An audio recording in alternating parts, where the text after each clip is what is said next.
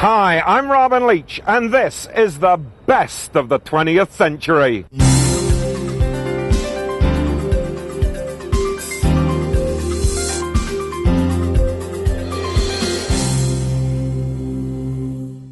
Baseball, the national game, the American pastime. It's been the most popular American sport of the 20th century.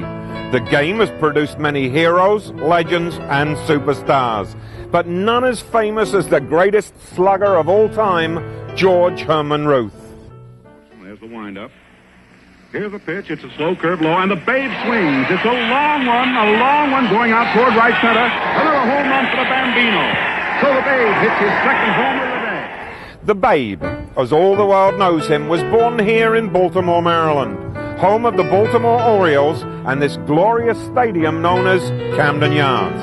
In fact, it is right behind me, just behind second base in short center field, that the Babe's father had his popular tavern, the George Herman Ruth Tavern. It was there, right there behind me, that the Babe took his very first steps. But the Babe was actually born just a few blocks from here, in this tiny room, in this tiny house. Today it is the home of the Babe Ruth and the Baltimore Orioles Museum. The Babe grew up as a tough street kid, no stranger to trouble.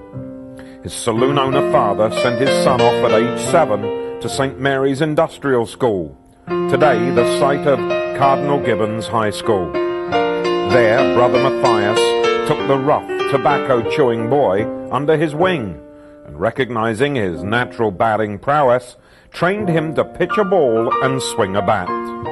At the tender young age of 19, George Herman Ruth Jr.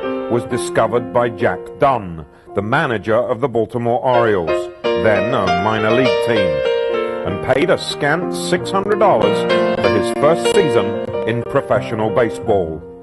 It was here in Baltimore that his youthful face won him the nickname Baby, eventually Babe, and the Sultan of SWAT, the perpetually irresponsible, hard-drinking, hot-dog-eating, woman-chasing, cigar-smoking American icon who eventually won over the hearts of fans, especially children, all across the nation.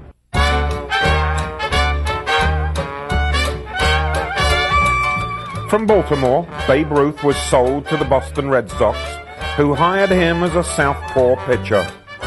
Although his 6-season record of 94 wins and 46 losses made him a huge success on the mound, it was in Boston that the Babe's true talent was discovered, hitting.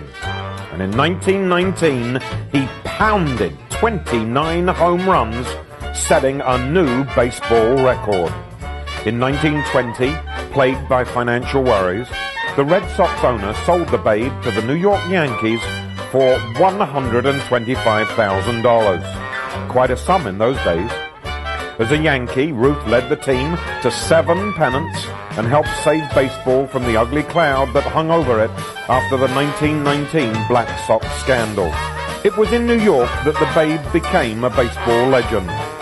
Fans thronged to the newly built Yankee Stadium, which became known as the house that Ruth built, just to see the large, awkward young man round the bases inning after inning, often carrying his bat to discourage souvenir hunters.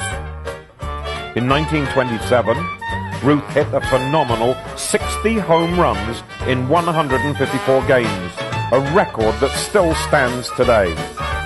And in his career, he hit a total of 714 home runs. He led the league in homers for 10 straight years. In 1935, after 15 years with the Yankees, he joined the Boston Braves as a playing vice president. In 1936, he was elected to the Baseball Hall of Fame as one of the 5 charter members. He ended his career as a coach for the Brooklyn Dodgers in 1938. When the Babe died of throat cancer in 1948, he was, and still is, the greatest slugger of all time. And it all started here in 1895 in Baltimore, the tough seaside town where the Babe was born. And if you were here today, Babe Ruth, at Camden Yards looking out at these railroad warehouses that once loomed above your father's tavern, what would you think? what would you think of your hometown today? In Baltimore, Maryland, I'm Robin Leach for the best of the 20th century.